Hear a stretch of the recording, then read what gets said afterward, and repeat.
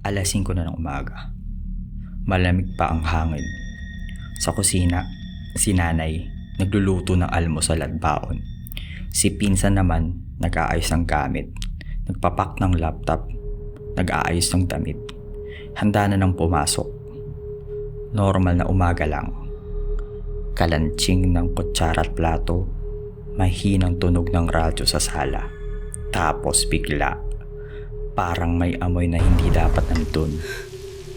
"Ang baho naman," sabi ni nanay. "Amoy mapanghe. Amoy nabubulok na basura na parang ilang araw nang hindi tinatapon."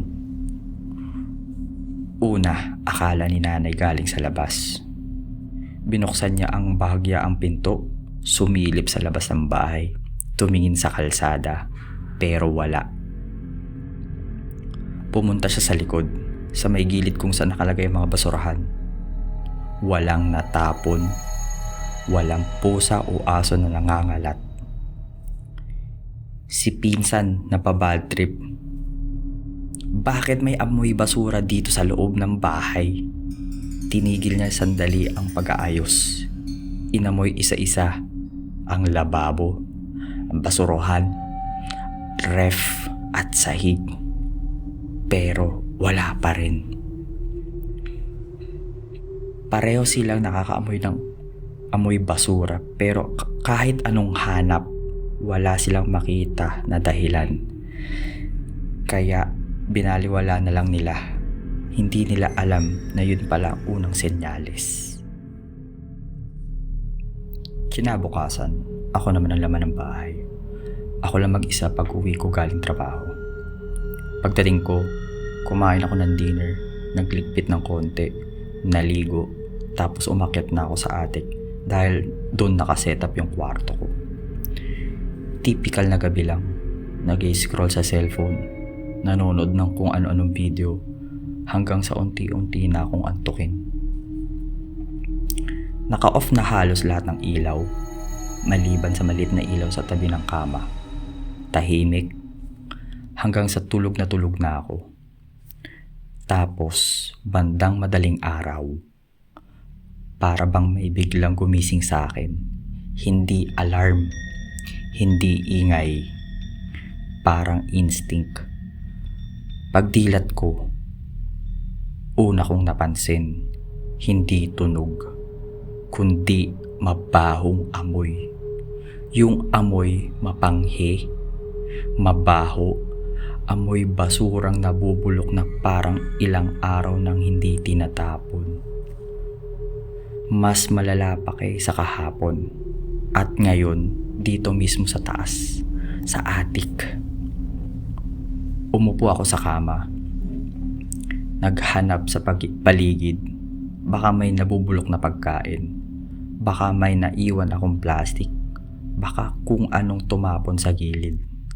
Pero wala. Wala akong nakita. Kaya tumayo ako, lumapit sa bintana. Sinilip ang paligid ng kapitbahay.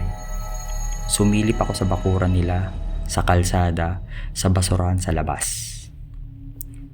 Pagbalik ko sa kama, mas lalong lumakas yung amoy. Parang andoon mismo sa pwesto ko nang gagaling. Nung hindi ko na ma-figure out kung saan nang gagaling, pinilit ko na lang humiga at pumikit.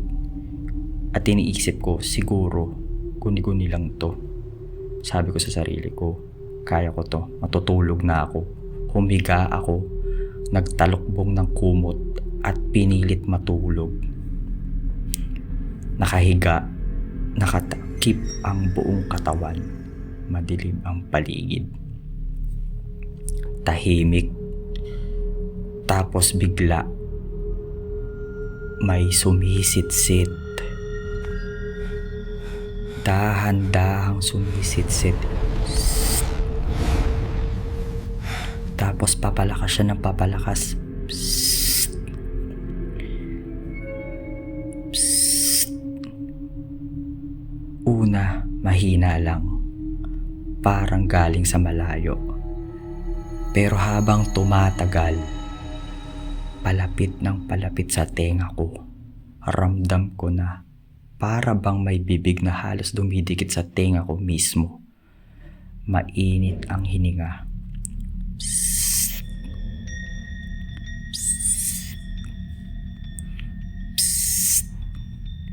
Hindi ko alam kung guni-guni ko lang ba yun. Ayaw kong gumalaw.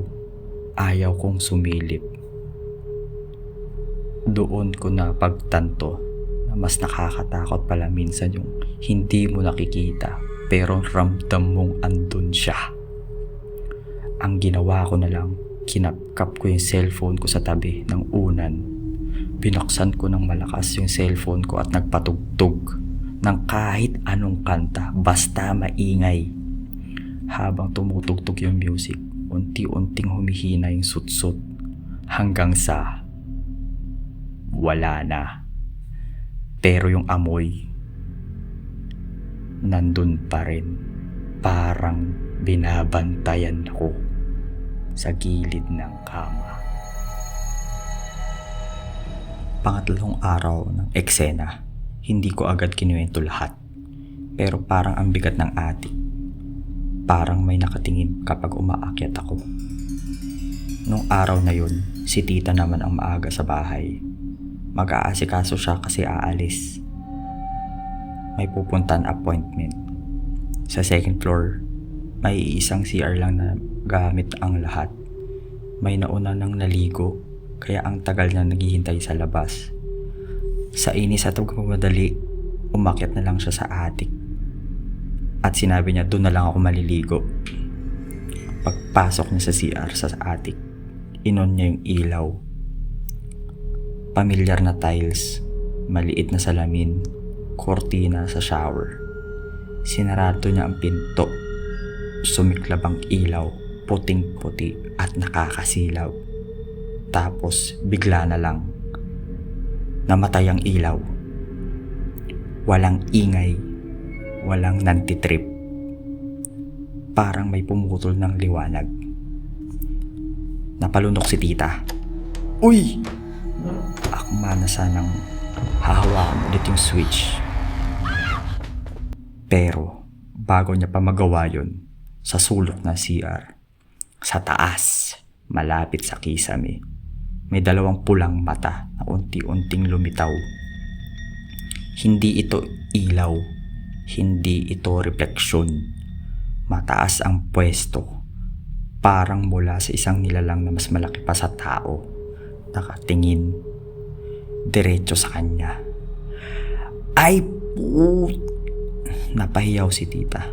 Kinabig ng madiin ang doorknob at halos mabangga ang pito sa lakas ng pagbukas. Tumakbo siya palabas ng attic, pababa ng hagdan, habang sumisigaw ng, "May mata! May pulang mata sa CR! May nakatingin sa akin!" Nagulat lahat sa bahay. Si nanay, si pinsan, pati ako. Nagkagulo kami. Tanong ng tanong kung anong nakita niya at anong nangyari. Pagdating ng tanghalian, sabay-sabay kami kumain sa mesa. Tahimik sa umpisa. Parang lahat may gustong sabihin pero walang nauuna.